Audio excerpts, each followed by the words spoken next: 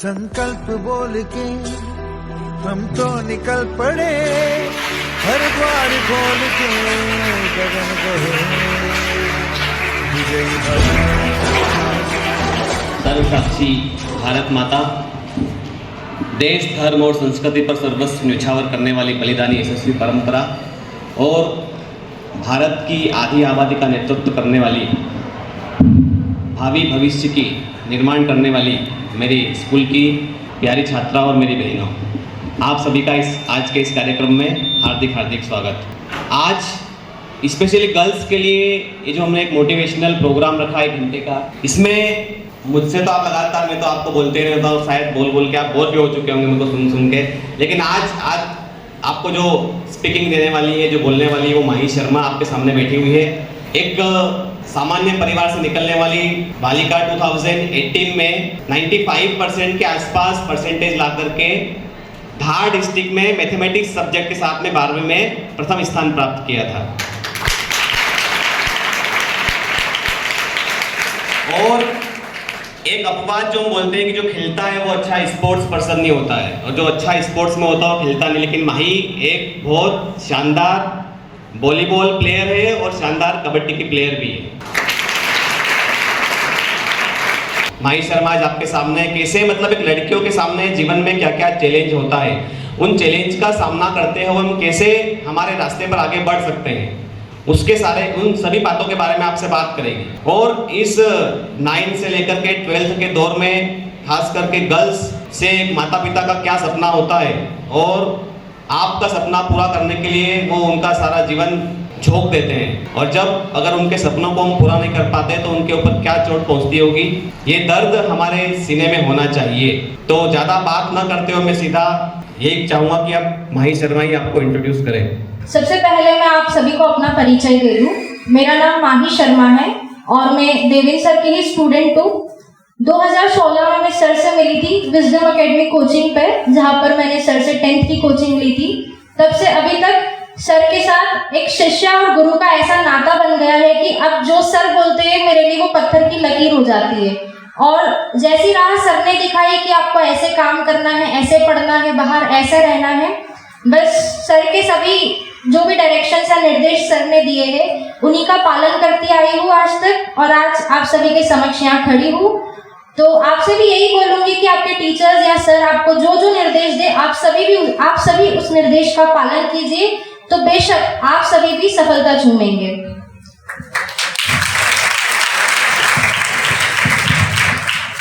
हमारा आज का ये सेशन है स्पेशली 9 से 12th की गर्ल्स के लिए, जहाँ पर जब लड़कियां किशोर अवस्था में प्रवेश करती है यानी टीन एज में प्रवेश करती है, तब उनके समक्ष क्या क्या चुनौतियां होती है, वो क्या क्या करियर ऑप्शंस अपने जीवन में देख सकती है, और भारतीय महिलाओं का कैसा इतिहास रहा है, वो भारतीय महिलाएं भारत का भविष्य लिखने में क्या रोल प्ले कर सकती है।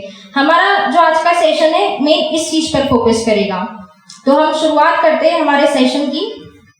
श्रीमद् भगवद गीता में एक श्लोक है कि अतुलम तत्र तत्तेजः सर्वदेव शरीजनम एकस्तम तद्भुन्नारी व्याप्त लोकत्रयम तुषाः, अर्थात तीनों लोकों में व्याप्त और सभी देवताओं के शरीर से उत्पन्न वह अतुल्य तेज जब एकत्रित होता है तब जाकर कहीं एक नारी की उत्पत्ति होती है। सर्वप्रथम मैं यहाँ से संयम स्वरूपा माँ वीणावादिनी और शक्ति स्वरूपा माँ भारती के चरणों में नमन करती हूँ। यहाँ उपस्थित मेरे गुरुजन मेरा प्रणाम स्वीकार करें तथा इस मंच की गरिमा का वंदन करते हुए मैं इस प्रबुद्ध सदन के समक्ष आज अपने कुछ विचार रखना चाहूंगी। दोस्तों, माँ दुर्गा के शौर्य से शोभित, तो माँ लक्ष्मी के आशीर्वाद से फलती फूलती, तो माँ सरस्वती की शिक्षा से शिक्षित यह भारत भूमि वह भूमि है जहाँ आदि काल से ही देवों द्वारा अर्धनारीश्वर की छवि के रूप में नारी के पृथक व स्वतंत्र अस्तित्व को स्वीकारा गया तथा उसका सम्मान भी किया गया। यह वह भारत भूमि है जहाँ वैदिक काल में ही ऋषि यज्ञवल्क्य के स्वयं के वैदिक ज्ञान के अभिमान को ब्रह्मवादिनी गार्गी द्वारा चुनौती दी गई व ब्रह्मवादिनी गार्गी ने स्वयं के शास्त्र ज्ञान का लोहा मनवाया, तो यह वह भारत भूमि है जहां आज भी पन्नाधाई की कुर्बानी तो महारानी लक्ष्मीबाई व दुर्गावती की शौर्य गाथाओं से हमारा दिल गूंजता है। दोस्तों, प्राचीन काल के भारत में महिलाओं की अगुवाई में सतवाहना व पांड्या जैसे शासन बहुत फले फूले हैं। प्राचीन काल से ही महिलाएं सभाएं व समितियों में अपनी भागीदारी देकर समाज निर्माण के कार्य में अपनी योगदान दिया करती थी। और जब मध्यकालीन भारत में चंद्रगुप्त की बेटी प्रभावती गुप्ता जब भारत की प्रथम महिला शासिका बनती है, तो यह मशाल होती है नारी नेतृत्व की। और जैसे ही भारत आधुनिक काल में प्रवेश करता है, तब भी हमारा स्वतंत्रता संग्राम नारियों के योगदान के बिना अधूरा है। जहां एक और एनी बेसेंट जी ने अपने होम रूल मूवमेंट से समस्त भारतीयों को समझाया कि स्वराज का असल अर्थ क्या है, तो दूसरी ओर अरुणा असफ अली व प्रतिलिता वड्डेदार जैसी नारियों ने क्विट इंडिया मूवमेंट यानी भारत छोड़ो आंदोलन में अपनी भागीदारी बढ़ चढ़कर दी। उषा मेहता द्वारा संचालित एक अंडरग्राउंड रेडियो से हमारे क्रांतिकारियों को आंदोलनों की सही जानकारियां प्राप्त होती रही थी।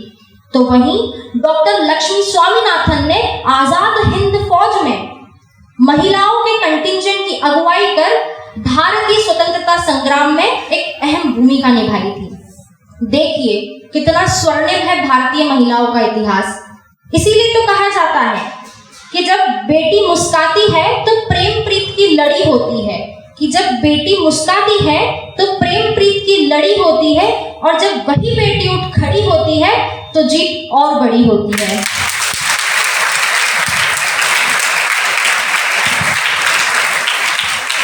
दोस्तों, हमारे परिवर्तन कार्यों ने अपने अदम्य साहस और अथक प्रयासों से भारत को अनेकों कुरीति जैसे बाल विवाह, सती प्रथा, छुआछूत के जंजालों से बाहर निकालकर आज एक आधुनिक मोड़ पर लाकर खड़ा कर दिया है। यह ईश्वरचंद विद्यासागर व ज्योतिबा फुले के प्रयासों का ही नतीजा है कि आज आप जैसी भारतीय महिलाएं समाज के साथ शिक्षा के क्षेत्र में कंधे से कंधा मिलाकर चलती हैं।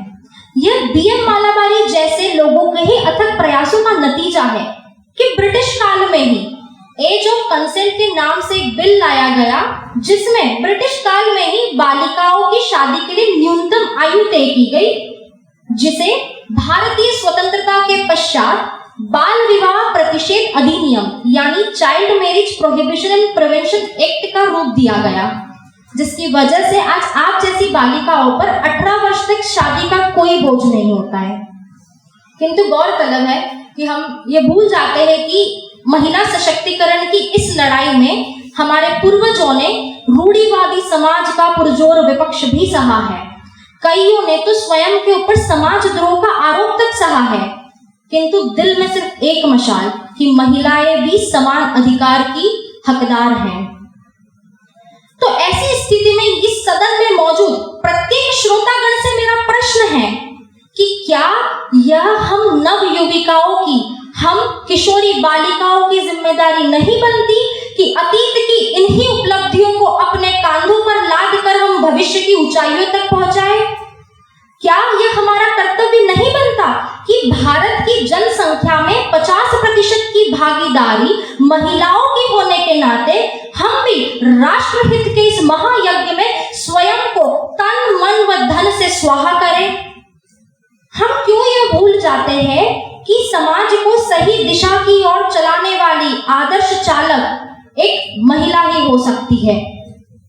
किंतु दोस्तों, विडंबना की बात तो यह है कि आज जिन नव युविकाओं को, आज जिन किशोरी बालिकाओं को भारत को शिक्षित बनाना है, आज जिन लड़कियों को भारत को सुरक्षा देना है, आज आप जैसी जिन लड़कियों को भारत की अर्थव्यवस्था में अपना योगदान देना है, जिन्हें अपने इन शुभ हाथों से भारत का स्वर्णिम भविष्य लिखना है, तो जिन्हें भारत के मानव संसाधन यानी ह्यूमन रिसोर्स का स्वयं एक हिस्सा बनना है, आज वही युवा बालिकाएं मुझे कहने में खेद है कि वही धरोहर आज महानगरों की चकाचौंध भरी रातों में कहीं तो शराब, ड्रग्सखोरी व अन्य व्यसनों की ओर आकर्षित की हो जाती है।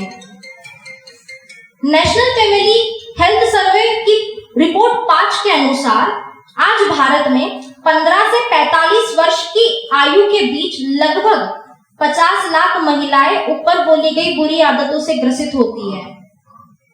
किसी अन्य के लिए 50 लाख सिर्फ एक आंकड़ा होगा, किंतु मेरे लिए ये 50 लाख का अर्थ है मेरे भारत पर 50 लाख व्यक्तियों का बोझ। मेरे लिए अर्थ इस 50 लाख का कि भारत के स्वर्णिम भविष्य को लिखने में 50 लाख हाथों की कमी, नव भारत के निर्माण में 50 लाख विचारों की कमी। और सिर्फ महिलाएं ही क्यों, पुरुष भी इन बुरी आदतों से ग्रसित होकर हमारे भारत पर बोझ बढ़ाते हैं। ऐसे कई कारण हैं जिनकी वजह से हमारे देश में महिला शक्ति तो उपस्थित है।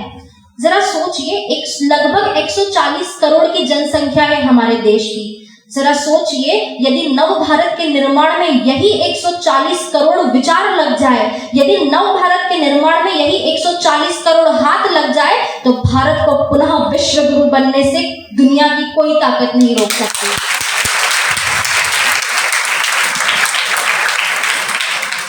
किंतु कुछ ऐसे कारण हैं जिनकी वजह से हम हमारी जनसंख्या और खासकर हमारे उपस्थित महिला शक्ति का उच्चतम उपयोग नहीं कर पा रहे हैं, जिसके कारण से हमें डेमोग्राफिक डिविडेंड प्राप्त करने में बहुत सारी मुसीबतों का सामना करना पड़ रहा है। जैसे कुछ कारण हैं कि जैसे ही लड़कियां किशोर अवस्था में प्रवेश करती है तो कुछ असामाजिक कृत्यों की ओर उनका आकर्षण होना। जैसे उदाहरण के लिए हम ले सकते हैं, मैंने ऊपर जितनी भी बुरी आदतें बोली है उनकी तरफ आकर्षित होना। दूसरा कारण है कि मानसिक, शारीरिक व भावनात्मक रूप से तैयार न होने के बावजूद भी बाहरी दुनिया के चलन व ट्रेंड को देखते हुए, मेरे शब्दों पर गौर करिएगा कि आप लोग तैयार नहीं हैं, फिर भी बाहरी दुनिया के चलन को देखते हुए छोटी ही उम्र में अपनी मर्यादा से बाहर जाकर कुछ अतिरिक्त रिश्ते बनाना और उन रिश्तों में कुछ ऐसे कदम उठा लेना जिनका दुष्प्रभाव आपके भविष्य व आपके शरीर पर पड़ता है। उदाहरण के लिए आप सभी से एक प्रश्न पूछती हूँ और इस प्रश्न में मैं अपनी कोई राय नहीं दूंगी, ये प्रश्न सिर्फ आप सभी तक छोड़ूंगी।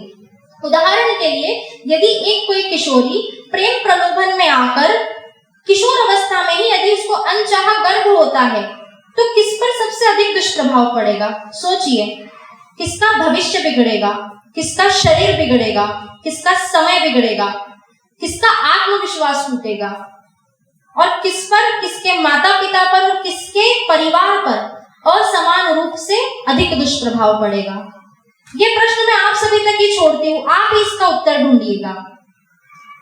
तीसरा कारण है, बड़े व्यंग की बात है कि अभी हाल ही में हमारे देश भारत ने बड़े कुशल मंगल तरीके से G20 की बैठक संपन्न की है, जिसमें दुनिया भर के बड़े बड़े देशों के नायकों की पत्नियों ने हमारे भारतीय परिधान को अपनाया था। सभी ने न्यूज में देखा होगा।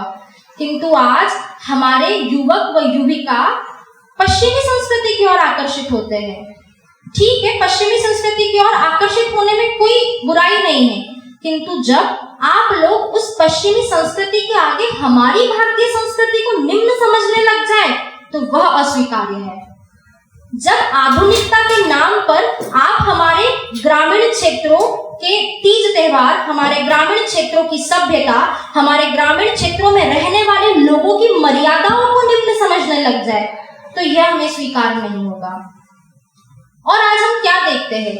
आज हम देखते हैं कि हम लोग वस्त्रों का काम क्या है हमें भूलते जा रहे हैं। आज चाहे लड़का हो या लड़की, वो वस्त्र अंग ढकने के लिए नहीं बल्कि अंग प्रदर्शन के लिए पहने जाते हैं। तो ये बड़ी मुसीबत से हम जूझते हैं, जहां हमारे नव युवक नव युविका अपनी मर्यादाएं भूलकर आधुनिकता के नाम पर अश्लीलता पर उतर आए हैं। और हम क्या देखते हैं, हम इस चीज में भी पीछे नहीं रहे हैं कि हम अपने तीज त्योहारों पर हमारे पारंपरिक परिधानों में भी हमने अश्लीलता घोल दी है। इसलिए मेरा निवेदन है कि आज हमें शपथ लेनी चाहिए कि आगे आने वाली नवरात्रि व अन्य त्योहारों पर हमें अश्लीलता भरे इस परिधान का बहिष्कार करना चाहिए। साथ ही हमारे पारंपरिक स्वच्छ व शालीनतापूर्ण परिधान को धारण करना चाहिए। चौथा कारण है कि इसमें कोई दो राय नहीं है कि ईश्वर की सुंदरतम रचना नारी है, कोई दो राय नहीं है इसमें। किंतु जब हमारी किशोरियां अपने जीवन के सबसे जीवंत समय अर्थात 15 से 25 से 30 वर्ष तक की आयु, जिसमें हमारा मस्तिष्क सबसे तेज काम करता है और जिसमें हमारा शरीर किसी भी गतिविधि करने के लिए सक्षम होता है, यदि हमारी किशोरियां अपने जीवन के उस जीवंत समय में अपना ध्यान अपने सौंदर्य की ओर आकर्षित करती है, तो उनका ध्यान किसी उच्च और बड़े लक्ष्य से हटकर संकीर्ण शरीर सौंदर्य की ओर आ जाता है। और इसी बढ़ते व्यवहार के कारण हमारे समाज में आज यह स्थिति है कि महिलाओं को मानव से कम एक वस्तु के रूप में आंका जाने लग गया है, जिसे अंग्रेजी में कहा जाता है कमोडिफिकेशन ऑफ फीमेल्स बॉडी, अर्थात एक महिला का शरीर सिर्फ एक वस्तु बनकर रह गया है जिसका लक्ष्य है खुद को सुंदर बनाना और दुनिया को मोहित करना। इसके दो दुष्प्रभाव हैं। पहला तो हमारी सफलता की संभावनाएं कम होती हैं, और दूसरा हम अनचाही घटनाओं को खुद की ओर आकर्षित करते हैं। पांचवा कारण है कि हम महिला शक्ति का उपयोग क्यों नहीं कर पा रहे हैं। उसका पांचवा कारण यह है कि कहीं ना कहीं हमारी बालिकाएं, हमारी महिलाएं स्वयं को असहाय महसूस करती है, अर्थात उनको लगता है कि वे उनमें अकेले चलने का सामर्थ्य नहीं है। जब तक कोई उनका हाथ पकड़ने वाला नहीं होता, जब तक कोई उनके पीछे सहारा बनकर खड़े रहने वाला नहीं होता, उन्हें लगता है तब तक वे कुछ भी नहीं कर सकती।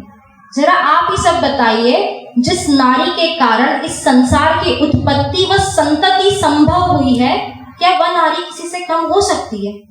आप ही सोच के बताइए, जिसके कारण ये पूरा संसार चल रहा है, वो कैसे किसी से कम हो सकती है?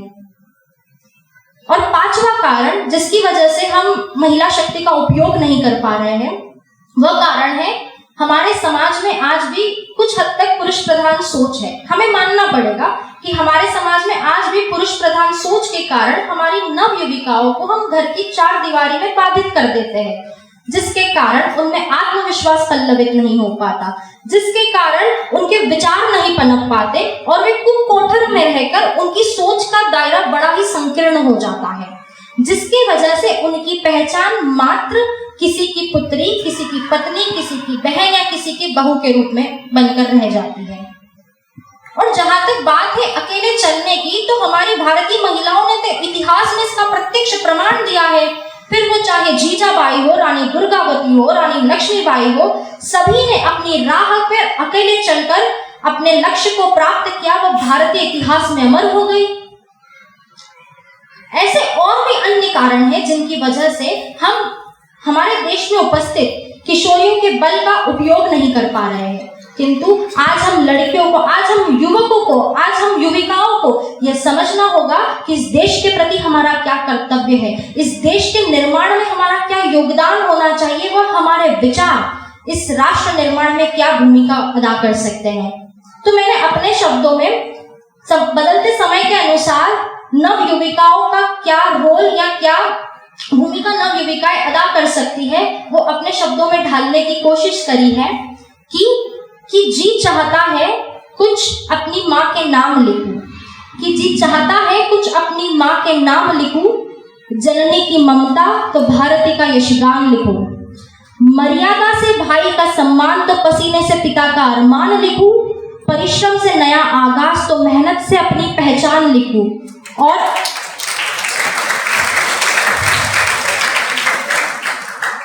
मेहनत से नया आगाज तो परिश्रम से अपनी पहचान लिखूं, और अपने गुणकारी नेतृत्व से हर दिल में केवल जय जय हिंदुस्तान लिखूं।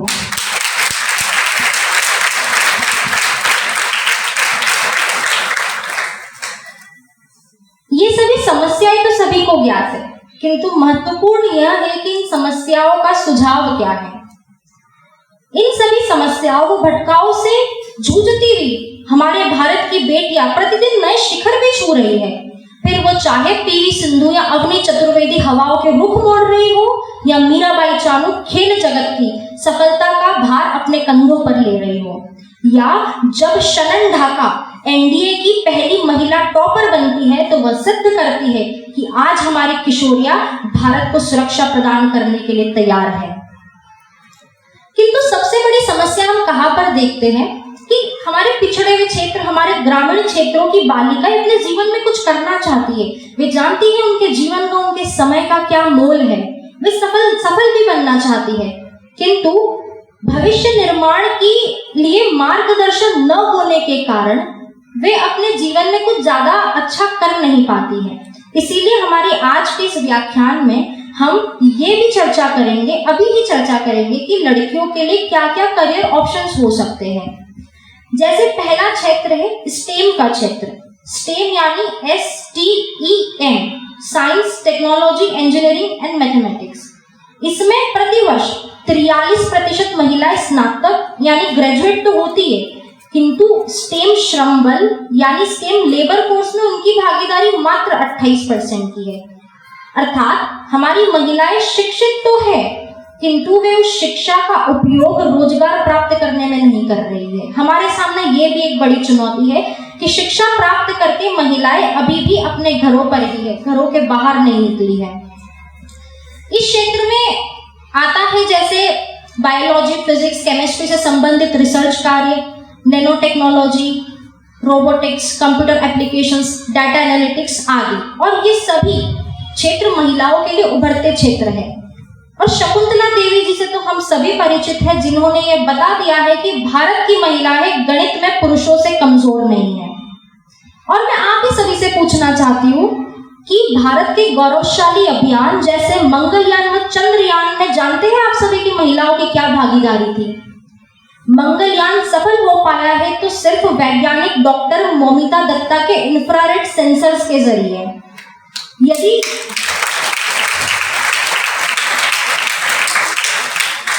यदि चंद्रयान सफल हो पाया है क्योंकि उसमें 60% की भागीदारी महिला वैज्ञानिकों की थी। चंद्रयान की डिप्टी प्रोजेक्टर डायरेक्टर खुद एक महिला थी, जिनका नाम था मिसेस कल्पना कलाहस्ती। तो हमारी महिलाओं ने सिद्ध किया है कि वे किसी भी क्षेत्र में कम नहीं है। यदि उनके पास अवसर आएगा तो वे अवसर लेगी और सफलता प्राप्त करेगी। ऐसा ही दूसरा क्षेत्र है मैकेनिकल का क्षेत्र, यानी मैकेनिकल इंजीनियरिंग का क्षेत्र। रूढ़िवादी समाज के कारण हालांकि इस क्षेत्र में महिलाओं की भागीदारी केवल 13.6% है, किंतु कम उपस्थिति के कारण यह क्षेत्र और भी उभरता क्षेत्र है महिलाओं के लिए, क्योंकि इसमें महिलाओं की डिमांड है, क्योंकि उनकी उपस्थिति कम है। वैसे तो आप सभी जानते होंगे मैकेनिकल क्षेत्र क्या होता है। इसमें मशीनों की पढ़ाई होती है, इसमें नई नई मशीनें कैसे बनती है, मशीनें कार्य कैसे करती है, क्योंकि इसमें हमें मशीनों से दो हाथ करने होते हैं।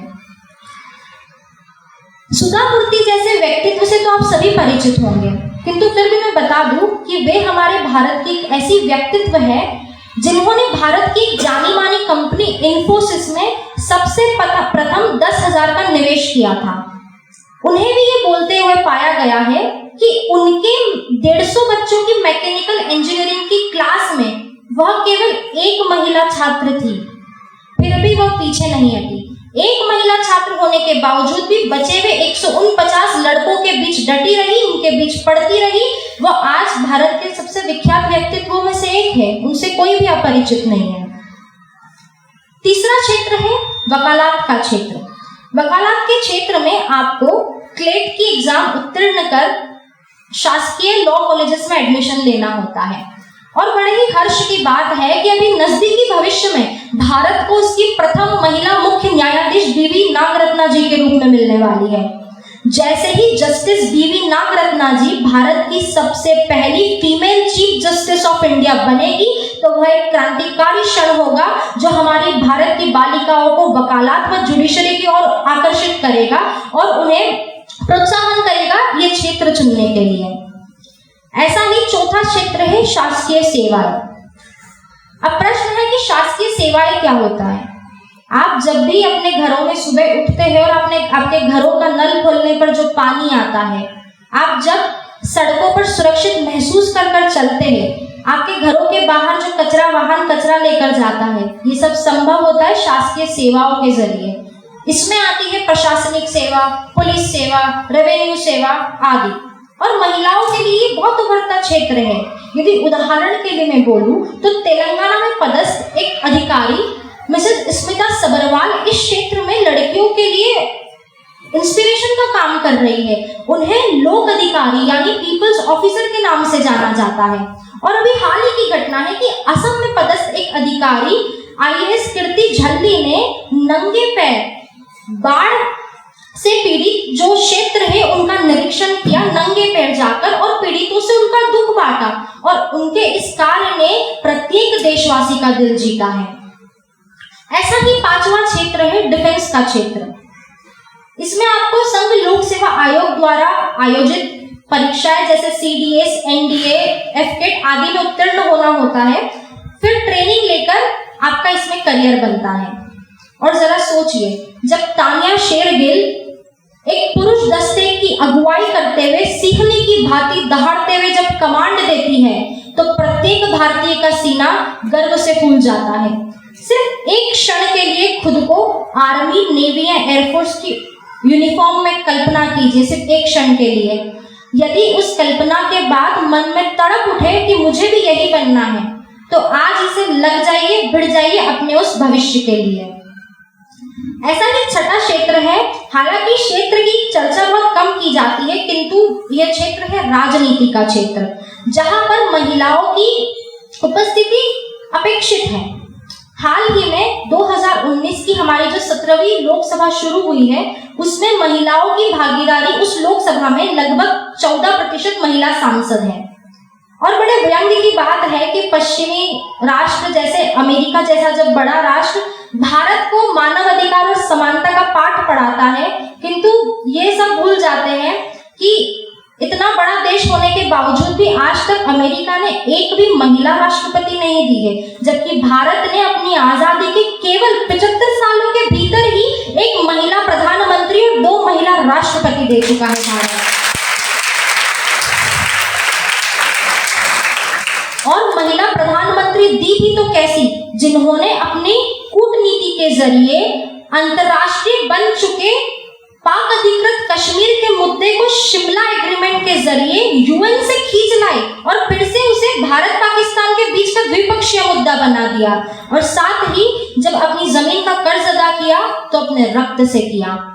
और महिला राष्ट्रपति भी दी तो कैसी दी, जो जनजाति वर्ग से नाता रखते हुए उन्होंने अपनी यात्रा शुरू करी ओडिशा जैसे एक पिछड़े हुए राज्य से, और आज उनकी यात्रा महामहिम राष्ट्रपति के पद को छू रही है।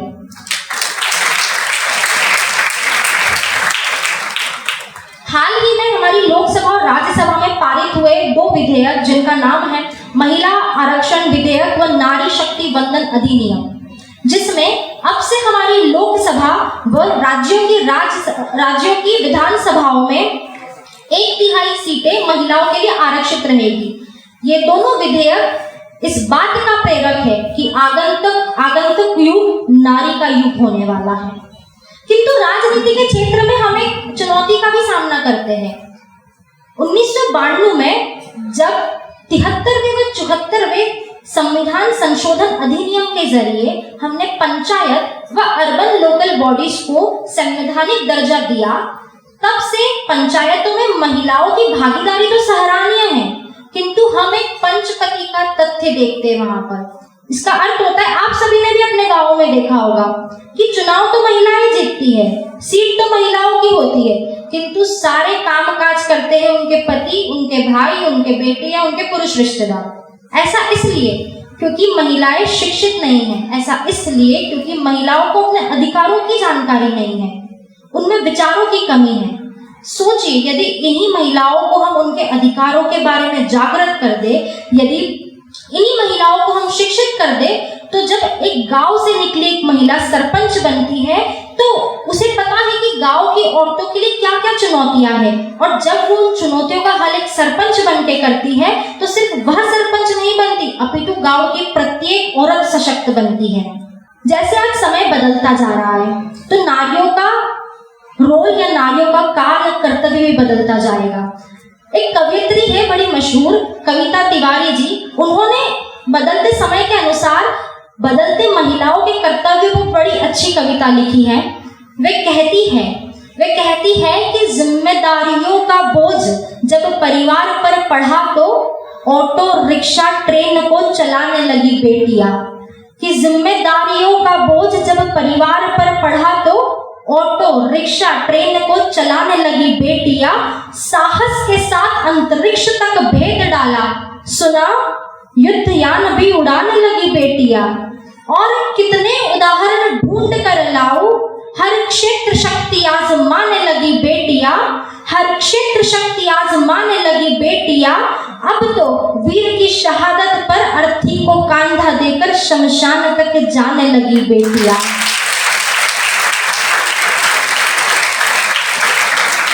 और सिर्फ आधुनिक युग ही क्यों, हमारी पौराणिक कथाएं भी महिलाओं या बालिकाओं के बिना अधूरी है। वे इसके आगे कहती है, आप महत्व समझिए बालिकाओं का हमारी पौराणिक कथाओं में। वे कहती है कि यदि ललिता विशाखा राधा रानी होती ना तो यशोदा दुलारे नंद नंदन को नचाता कौन। यदि ललिता विशाखा राधा रानी बेटी होती ना तो यशोदा दुलारे नंद नंदन को नचाता कौन।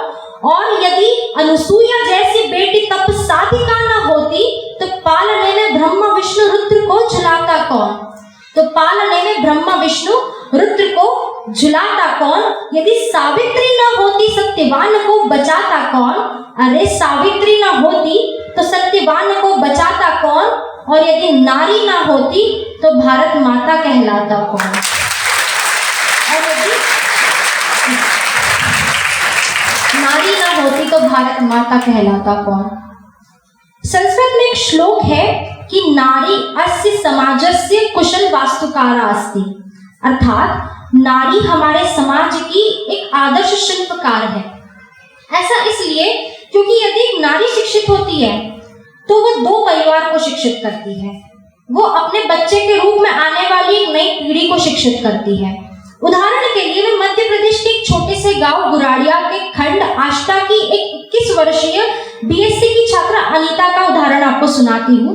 उस छात्रा ने अपनी पढ़ाई से, अपने अच्छे परफॉर्मेंस से प्राप्त की गई स्कॉलरशिप की राशि को कहां पर इस्तेमाल किया। उसने अपनी छात्रवृत्ति की राशि को अपने गांव की सबसे पहली शौच बनाने में इस्तेमाल किया।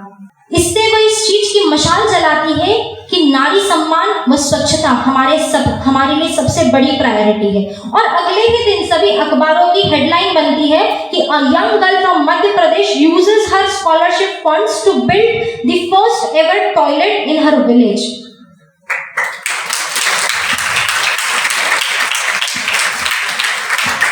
और जहां तक यदि मेरा मत कोई पूछिए तो जब बोलते हैं कि हमें बालिकाओं को प्रोत्साहन देना है, हमें प्रोत्साहित करना है, मुझे समझ नहीं आता आप लोगों को प्रोत्साहन की क्यों आवश्यकता है। आप सब तो मालवा पठार की बालिकाएं हैं, आपके अंदर तो जन्मजात आपकी रगों में राजमाता अहिल्याबाई होलकर की कुशलता दौड़ती है। आपकी रगों में तो राणा भक्तावर सिंह जी का ओज दौड़ता है। आपके मस्तिष्क में आज भी डॉक्टर B.R. अम्बेडकर सा ज्ञान एकत्रित है, तो आपके दिलों में आज भी चंद्रशेखर आजाद की जैसी मशाल जलती है।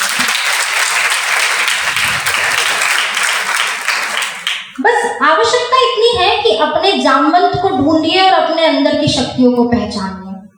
और हमारे क्षेत्र की बालिकाओं, जैसे गत वर्ष ही मुझे ज्ञात हुआ कि कुमकुम बैरागी ने जिले की प्रावीण्य सूची में दूसरा स्थान प्राप्त कर, वह तमन्ना चौधरी ने मध्य प्रदेश की अंडर 18 क्रिकेट टीम में चयनित होकर, वह ज्योति चौहान ने भारतीय फुटबॉल टीम में चयनित होकर इस चीज का प्रत्यक्ष प्रमाण दिया है कि इस मालवा की बेटियों के गुण कहीं भी कम नहीं है। यदि वे चाहे तो वे कुछ भी प्राप्त कर सकती हैं। किंतु आज हम ये समस्या देखते हैं कि हम अपने आदर्श गलत चुनते हैं। हम आदर्शों के रूप में फिल्म अभिनेता और अभिनेत्रियों को चुनते हैं। हमें किसी एक राजनेता और फिल्म अभिनेत्री की शादी की तस्वीरें देखने से फुर्सत नहीं मिलती।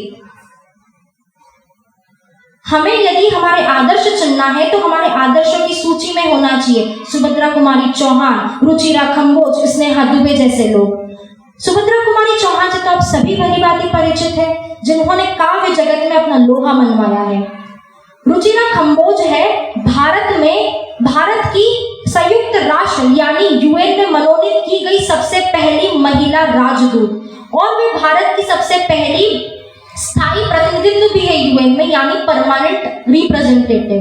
और स्नेहा दुबे वह एक भारत की प्रतिभाशाली इंडियन फॉरेन सर्विस ऑफिसर है जिन्होंने हाल ही में यूएन में पाकिस्तान के तत्कालीन प्रधानमंत्री यानी इमरान खान को मुंह तोड़ जवाब देते हुए कहा कि इस व्यक्ति को मानसिक इलाज की आवश्यकता है।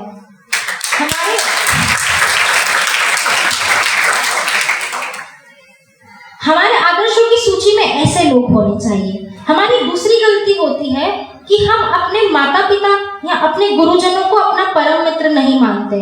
जो लोग अपने मैं आपके गुरु की बात करूं तो एक गुरु अपने जीवन का बहुत समय अपने शिष्यों के साथ बिताता है, अपने परिवार के साथ कम समय बिताते हैं गुरुजी, और गुरु अपने शिष्यों के साथ अधिक समय बिताते हैं। सोचिए यदि वो अपने जीवन का इतना बहुमूल्य समय आपके साथ बिता रहे हैं, आपके माता पिता जो अपने जीवन भर की कमाई जिससे वो खुद को एक आरामदायक जिंदगी दे सकते थे, लेकिन उन्होंने क्या चुना? उन्होंने चुना कि वो गर्मी वाले कमरे में रह लेंगे, किंतु वह पैसा अपनी बेटियों को पढ़ाने के लिए या किसी दूसरे नगर में भेजने के लिए इस्तेमाल करेंगे ताकि वहां हमारी बेटी मन लगाकर पढ़े और प्रतिदिन सफलता को चुने। हम इन लोगों को अपना परम मित्र नहीं मानते हैं। हम अपना परम मित्र किन लोगों को मानते हैं? उन व्यक्तियों को जो हमें हमारे परिवारों से दूर ले जाकर अंधेरे कुएं में ढकेलते हैं, जो हमें बुरी आदतों की तरफ ढकेलते हैं। हम अपना परम मित्र इन लोगों को मानते हैं। तो जब सीधी सी बात है कि समस्याएं सबको ज्ञात है, तो सुझाव कौन ढूंढेगा? सुझाव भी हम ही लोग ढूंढेंगे ना। आज हमें आवश्यकता है हम बालिकाओं को कि राष्ट्र के प्रति अपना कर्तव्य समझे। हमें आवश्यकता है कि इन शुभ हाथों से हम भारत का राज तिलक करें। हमें आवश्यकता है कि हम अपने विचारों से नव भारत के निर्माण की नींव रखें। हमें आवश्यकता है कि हम तन मन धन से इस भारत के निर्माण के लिए, इस भारत को पुनः विश्व गुरु बनाने के लिए तन मन धन अपना सब कुछ न्यौछावर कर दिए। वह आज से ही अपने विचारों को सिर्फ एक तरफ मोड़ ले, जिसका अंतिम छोर सिर्फ एक होगा, वो होगा राष्ट्रहित। बस इन्हीं विचारों के जरिए मैं आप सभी से विदा लेना चाहूंगी और अंत में अपनी पंक्तियों के माध्यम से बोलना चाहूंगी कि प्रत्येक बालिका का क्या कर्तव्य होना चाहिए या वो क्या सोचती है। हर बालिका के जिह्वा पर सिर्फ दो ही पंक्तियां होना चाहिए कि अपनी कविता में एक ऐसा मुल्क गढ़ूं जो हर दशा में अपराजित हो। कि अपनी कविता से एक ऐसा मुल्क गढ़ूं जो हर दशा में अपराजित हो। जब भी स्वर्णिम भविष्य भारत का भविष्य वाचूं तो जिह्वा पर मां शारदे विराजित हो। धन्यवाद। जय हिंद, जय भारत। एक महेश शर्मा के बारे में जो बातें मैंने आपसे करी थी, एक बात मैं आपको बताना भूल गया था। जो आदत आपके अंदर भी होना चाहिए, ये अच्छी स्टूडेंट, अच्छी प्लेयर के साथ साथ एक आइडियल स्टूडेंट भी है, अच्छी प्लेयर भी है, लेकिन एक अच्छी पोएट्री भी, मतलब एक अच्छी कवियत्री भी है, अच्छी लेखक भी है, खुद अपनी कविताएं लिखती है किसी पर्टिकुलर टॉपिक पर। तो ये आदत आपके अंदर भी होना चाहिए और अभी से ही हमें हमारे थॉट्स को कापी पर लिखने की आदत डालनी चाहिए, हमारे विचारों में, हमारे शब्दों में। ये आदत आपके अंदर होनी चाहिए। अभी पूरा आपके बारे में बताया, सब कुछ बातें करी। अभी जो अगला हमारा सेशन 10, 15, 20 मिनट का होगा, उसमें आपके जो भी डाउट्स हैं, आपको कुछ पूछना है अपने करियर्स को लेकर के, आपके मन के अंदर कोई जिज्ञासाएं हैं, तो आप सीधे डायरेक्ट क्वेश्चन करेंगे, आपको उसका आंसर भी देंगे। फर्स्ट ऑफ ऑल जय हिंद। माय नेम इज अर्चना यादव। मैं आपसे यही पूछना चाहती हूँ कि आप 12th में कितने घंटे पढ़ती थी और आपको ये IAS बनने की जो चाह है वो कहाँ से मिली? देखिए अर्चना जी, ऐसे कोई घंटे से पढ़ाई मतलब मेरे अनुसार तो नहीं हो सकती है। ये सभी के काबिलियत पर निर्भर करता है। चाहूँ तो मैं ऐसा भी कर सकती हूँ कि 10 घंटे अपनी किताब खुली रखकर दुनिया को बताऊँ कि मैं 10 घंटे पढ़ रही हूँ और बिल्कुल कुछ भी ना पढूं। और चाहूँ तो 2 घंटे अकेले कमरे में बंद होकर दुनिया से अलग होकर बहुत कुछ पढ़ सकती हूँ। जब हम घंटों की बात करते हैं तो वो दुनिया को दिखाने की बात हो जाती है कि मैं ये कर रही हूँ या मैं वो कर रहा हूँ। पर जब खुद को कुछ करना होता है ना तो दुनिया से कट कर करना होता है सारी चीज़ें। तो बस यही खुद की काबिलियत है। यदि मेरे ऐसा ना कि बेसिक्स क्लियर है तो मुझे कम टाइम लगेगा पढ़ने में, यदि बेसिक्स क्लियर नहीं है तो स्वाभाविक सी बात है कि आपको ज़्यादा समय देना पड़ेगा पढ़ने में। तो जो खुद की स्थिति है बस उसी को देखकर हम खुद के लिए ही बोल सकते हैं कि मुझे इतना समय लगता है पढ़ने के लिए। एक जनरलाइज सबके लिए हम नहीं बोल सकते कि 5 या 6 घंटे उस लगेंगे, सबका अलग अलग समय होता है ऐसा। तो आपने IAS की तैयारी मतलब कहाँ से शुरू की? मुझे भी आगे जाके वही करना है। देखिए, एक नॉर्मल स्टूडेंट की तरह मेरे भी हर बार एम विचलित हुए हैं। सबसे पहले था कि स्पोर्ट्स में जाना है, फिर कभी आया कि टीवी में काम करना है, आप हंसेंगे पर ये भी आया था एक बार, कभी आया कि डिफेंस फोर्सेस में जाना है। पर जब जैसे ही मैंने 12th क्लियर करा, मुझे कलेक्टर क्या होता है बस इतना पता था, पर एग्ज़ाम वगैरह क्या होता है ये नहीं पता था। तो सबसे पहले देवेंद्र सर ने मेरे पापा से बताया था MPPSC के बारे में, जो राज्य की सेवा होती है। पर फिर जब इसमें ज़्यादा आगे ढूंढा और सर ने बताया कि ऐसी केंद्र की सेवाएं भी होती है जिसके माध्यम से आप आपका करियर तो सुनिश्चित कर सकते हो, साथ ही साथ आप समाज निर्माण का भी कार्य कर सकते हो।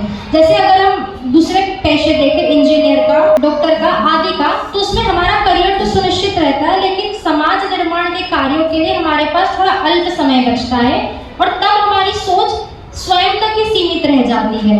तो जब हमारी सोच हम समाज के नज़रिए से देखते हैं, समाज को फोकल पॉइंट बनाकर हम कुछ भी विचार करते हैं, तो वो विचार बहुत बड़े होते हैं और वो विचार अपने आप पूरे भी हो जाते हैं, क्योंकि अच्छे कामों को होने में कोई देरी नहीं लगती है। तो बस इसी के सर ने सबसे पहला आइडिया सर ही ने दिया था, फिर बाद में उसके लिए बारे में जाना, सोचा और फिर देख रेख कर रहे उसमें ऐसा।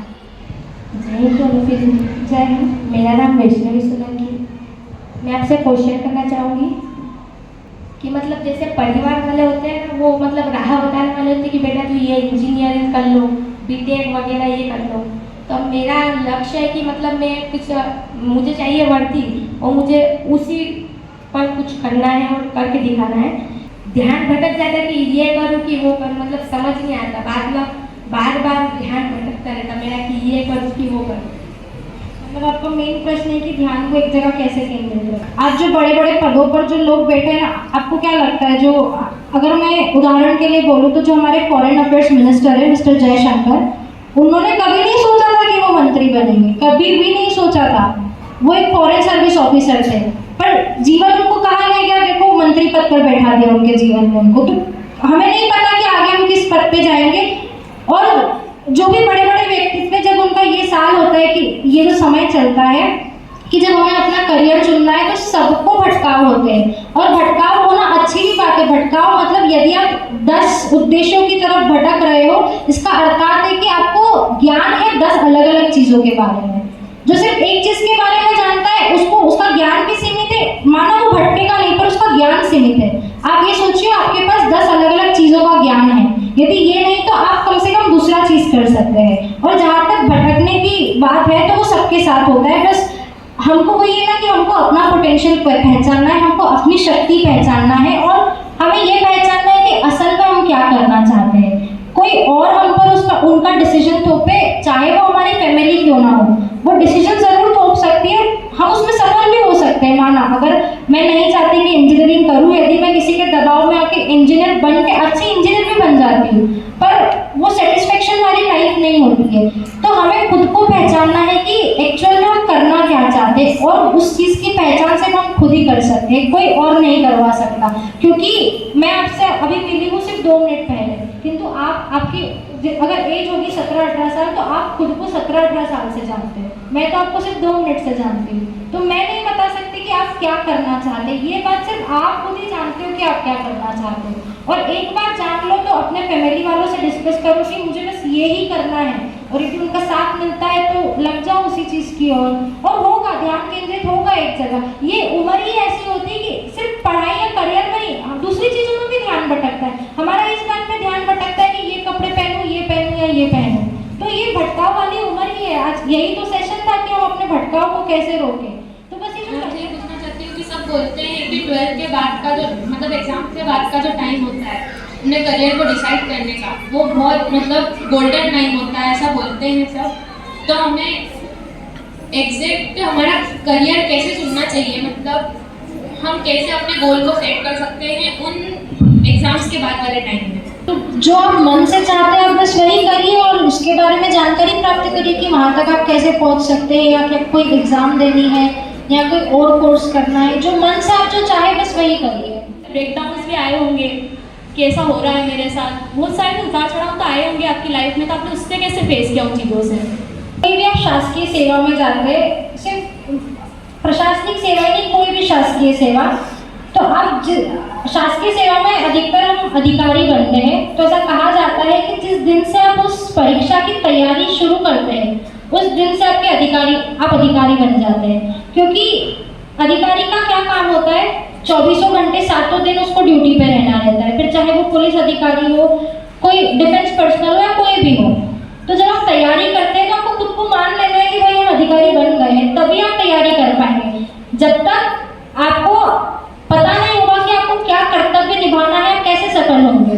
जैसे आप जैसे जर्नी का पूछ रहे हैं, तो मैंने ऐसा बहुत से लोगों को बोलते हुए सुना है कि किसी भी चीज़ में, या अगर बोर्ड्स की 12th एग्जाम भी है तो मानो ऐसा बोलते हैं कि यदि एक हफ्ता है तो 6 दिन पढ़ो, 2 दिन मतलब 5 दिन पढ़ो, 2 दिन आराम करो, या दिन है तो 3-4 घंटे पढ़ो, 4 घंटे रेस्ट लो।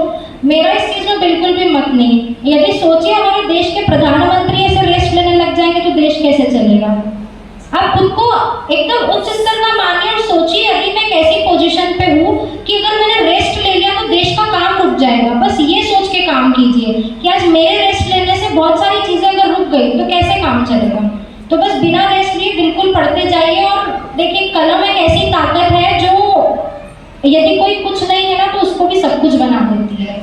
कलम में इतनी ताकत होती है। तो बस यही पढ़ते जाइए। और जहाँ तक अपने परिवार से दूर होने की बात करें तो मुझे 6 से 7 साल हो गए हैं। खैर कमी तो बनती है पर अब ढल गए हो उस माहौल में। और बस यही बोलना चाहूँगी कि जब भी अपने घर से बाहर जाए ना तो हम भी इंसान है, हमें दोस्तों की ज़रूरत होती है। बस जल्दीबाजी में अपने दोस्त ना बनाएं, क्योंकि हमने देखा कि आज मैं किसी भी इंसान से मिली और मुझे दोस्त की ज़रूरत है, चाहे वो लड़की हो या लड़का, जल्दीबाजी में अपने दोस्त मत बनाइए। पहले उस इंसान को परख लीजिए कि वो कैसा है। यदि आपको ठीक लगे तो वही अपनी दोस्ती बढ़ाइए। और दोस्तों का ना दायरा बहुत सीमित रखिए, क्योंकि हम ना किसी के मन के अंदर झाँक के नहीं देख सकते कि वो हमें किस तरफ भटका सकता है। My name is Rani. I study in class 9.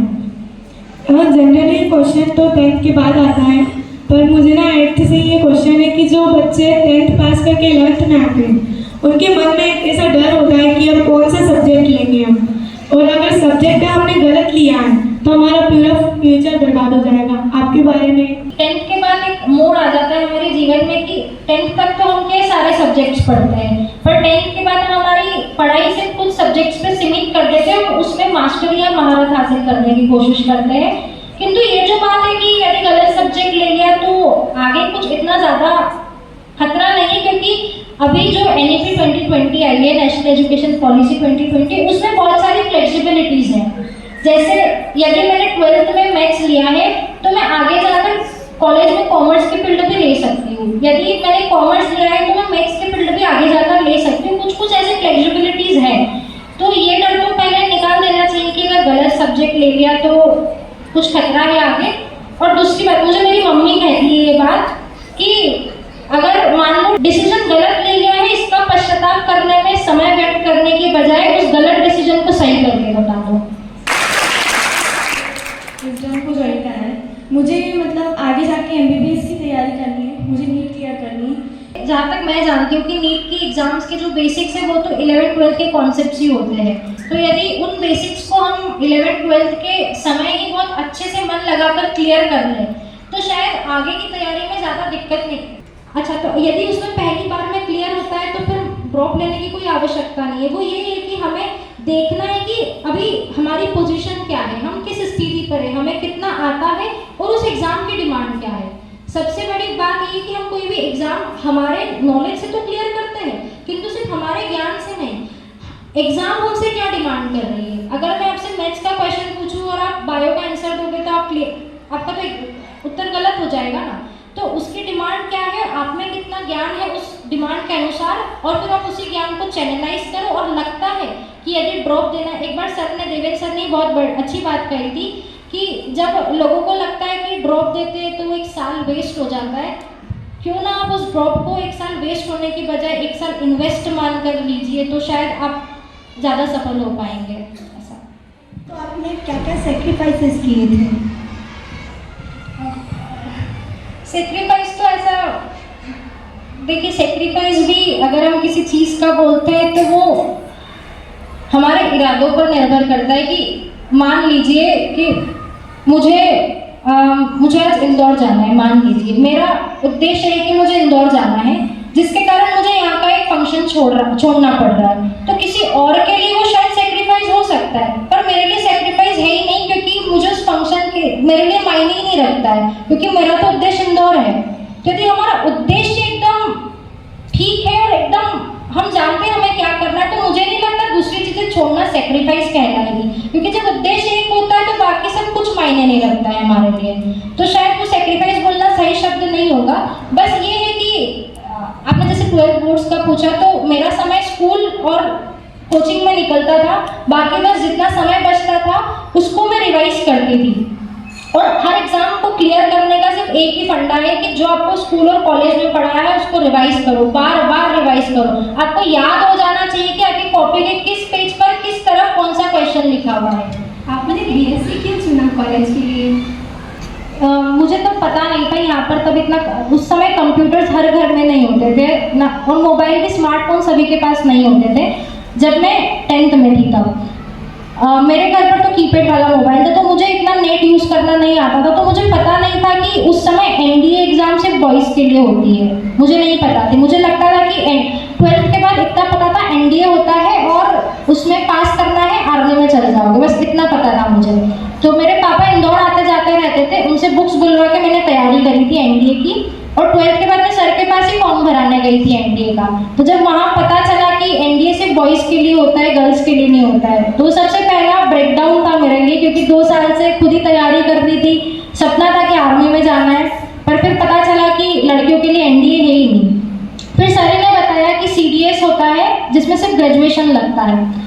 तो अब जैसे मान्यता होती है कि अच्छा रिजल्ट है तो इंजीनियरिंग या डॉक्टर चूज करेंगे, पर मेरा सब्जेक्ट मैथ्स था और मैंने देखा इंजीनियरिंग में 4 साल लग रहे हैं, बीएससी में 3 साल लग रहे हैं। अगर बीएससी करूंगी तो आर्मी में 1 साल जल्दी चली जाऊंगी, बस इसी कारण से मैंने बीएससी चुना था, और कोई कारण नहीं था। आपको भी एनडीए क्लियर करना है, और ये सपना कुछ दिन पहले सर ने जब क्लास में एक लेक्चर रखा था मोटिवेशन का, उसी में मैंने डिसाइड किया था, और उसी रात मैंने अपना सपना लक्ष्य तय कर लिया कि मेरे को एनडीए करना है। तो आप मेरे को कुछ कहना चाहेंगे उसके लिए? जो आपका स्कूल में साथ ही साथ चल रहे हैं, जैसे ट्रिग्नोमेट्री के क्वेश्चंस आते हैं अधिकतर, तो आप ये देखिए, मैं अभी फिर से बोलूँगी कि जो प्रीवियस ईयर क्वेश्चंस है जो अभी तक पूछे गए हैं, वो देखिए कि किस क्षेत्र से क्वेश्चन पूछ रहा है। यदि किसी क्षेत्र से वो 15 मार्क्स के क्वेश्चन पूछ रहा है, तो आप अगर मैथ्स का क्षेत्र है तो आप वो जो टॉपिक है आप स्कूल टाइम में ही उसको एकदम पक्का कर लीजिए कि बाद में आपको बस देखने से आपको काम हो जाएगा। बाकी जो दूसरा आपका सिलेबस है उसकी बुक लिस्ट निकाल लीजिए, और अगर बुक्स खरीदना महंगा पड़ता है तो आजकल गूगल पे सबका पीडीएफ भी अवेलेबल है। आप वहाँ पर बैठे बैठे यदि आप 10 पन्ने भी रोज पढ़ेंगे तो मुश्किल से 1 घंटे में आप 10 पन्ने पढ़ सकते हैं। और माना चलो कुछ याद नहीं रहेगा, पर कुछ तो थोड़ा तो याद आ जाएगा अगर फिर से देखेंगे एक टॉपिक के बारे में, तो बस ये कर सकते हैं। बाकी 12th के बाद अगर ऐसा लगता है कि तैयारी ठीक नहीं है, तो जो भी कोई कोचिंग है आप नेट पे सर्च कर सकते हैं या किसी से राय ले सकते हैं, वो कोचिंग ज्वाइन कर सकते हैं, आप इस तरह से तैयारी कर सकते हैं।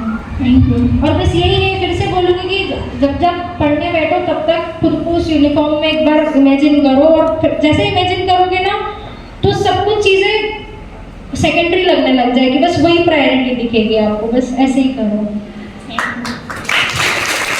आप भी है, ये आप पर निर्भर करता है कि आप उसका उपयोग कैसे करते हैं।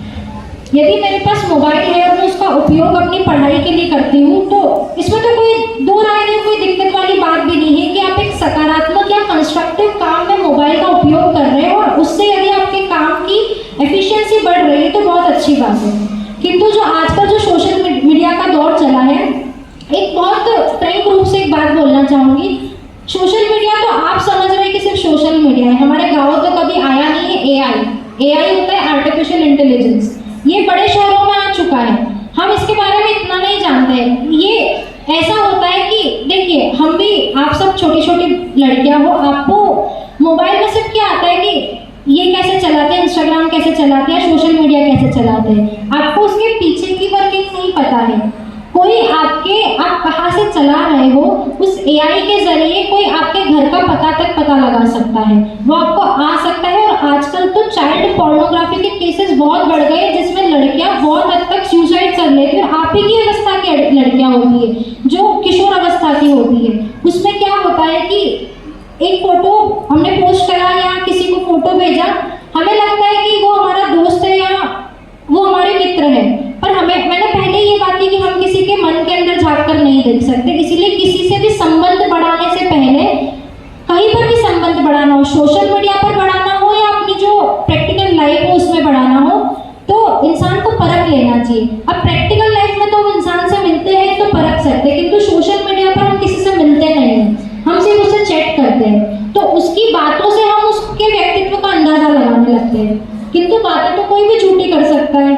आज मैं 5 मिनट के लिए आपसे मिलूंगी तो मैं भी मीठी मीठी बातें करूंगी, मैं अपना गलत रूप आपको थोड़ी ना दिखाऊंगी। वैसे ही उनसे भी आप 5 मिनट के लिए चैट करते तो वो भी आपसे मीठी मीठी बातें करेंगे और बस आपका मन मोह लेते हैं। फिर इसी कारण से अब सिर्फ चाइल्ड पोर्नोग्राफी ही नहीं, साथ ही साथ इसमें आर्थिक धोखे भी होते हैं कि किसी ने आपसे मांगे 1000 रुपये, आज आपने दे दिए, कल कोई आपसे मांगेगा 10,000 रुपये, आप वो भी दे देंगे। ऐसे करते करते लोग आपके बैंक बैलेंस की जो जरूरी जानकारी है, जो प्राइवेट इंफॉर्मेशन है, वो भी निकाल लेते हैं। तो इससे हमें आर्थिक लॉस भी बहुत होता है। तो अगर कहीं पर हमारा फोटो, देखिए ये बात है कि लड़कियों को इस बात का ज़्यादा दुष्प्रभाव पड़ता है कि किसी अनचाही जगह पे यदि उनका फोटो या उनका नाम आता है तो समाज में उनका स्तर थोड़ा सा निम्न हो जाता है, लोग उनको थोड़ी गलत नजरों से देखने लग जाते हैं। ये बात स्वीकार नहीं होगी। तो यदि हमें पता है कि, या हमने पहले से केसेस देख रखे हैं कि मोबाइल के इतने ज़्यादा इस्तेमाल से या ऐसे लोगों के साथ संबंध बनाने से जिनको हम सही तरह से जानते नहीं हैं, यदि हम उन लोगों को अपनी पर्सनल इन्फॉर्मेशन दे रहे हैं, ठीक है, नाम पता होना है कोई बड़ी बात नहीं, पर हम ये बता रहे हैं कि हमारी एज क्या है, हमारे घर में कितने मेंबर्स है, हमारा बिजनेस क्या है, हमारे यहाँ कितनी गाड़ियाँ हैं, तो इस चीज़ से सामने वाला इंसान आपकी स्थिति का पता लगाता है कि आप एक अमीर परिवार से हैं, आप एक निम्न वर्गीय परिवार से हैं। यदि आप एक निम्न वर्गीय परिवार से होंगे तो वो आपका शोषण कैसे करेगा, वो आपका शारीरिक शोषण करेगा। यदि आप एक उच्च वर्गीय परिवार से होंगे तो वो आपका आर्थिक शोषण करेगा। दोनों में ही प्रभावित कौन होगा? प्रभावित हम बालिकाएं होंगी ना दोनों में। जो शोषण कर रहा है उसका पकड़ाना थोड़ा मुश्किल है। क्यों? क्योंकि अभी भी हम, यदि हमारे साथ कोई गलत काम होता है तो हम उस चीज़ को, पुलिस तो छोड़िए, हम उस चीज़ को अपने माता पिता से भी अभी हम बोलने की स्थिति में नहीं होते, क्योंकि अभी गाँव में इतनी ज़्यादा बोल सकते ओपन विचार नहीं आए हैं।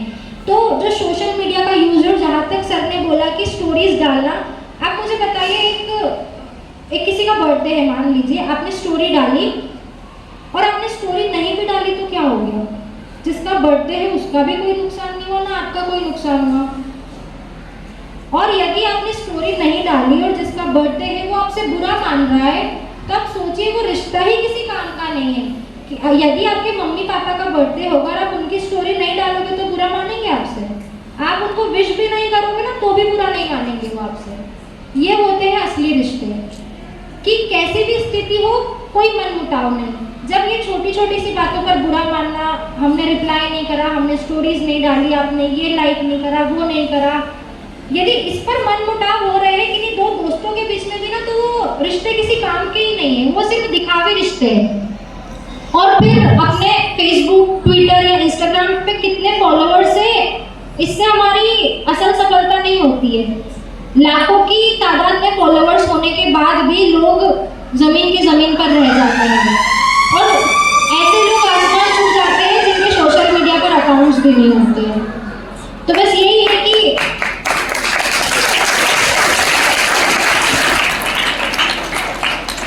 अगर आपका कोई अकाउंट है, आपके पास कोई मोबाइल है, तो देखिए एक बात है कि 100 जने हैं उसको देखने वाले, हम उसको टोक सकते हैं। लेकिन जब कोई इंसान अकेले कमरे में गलत काम करता है ना, तो कोई उसको देखने वाला नहीं होता। तब उसको देखने वाला होता है बस वो खुद जो कर रहा है गलत काम, वो खुद को देखने वाला होता है। तो ये आपका अंतर्मन होता है कि आपको क्या काम करना है, क्या काम नहीं करना है। इसको हम बोलते हैं एथिक्स। एथिक्स मतलब ये हमारे नैतिक मूल्य होते हैं जो हमें हमारे डिसीजन सही है या नहीं इसका ज्ञान करवाते हैं। तो बस हमारे अंतर्मन को पवित्र रखिए।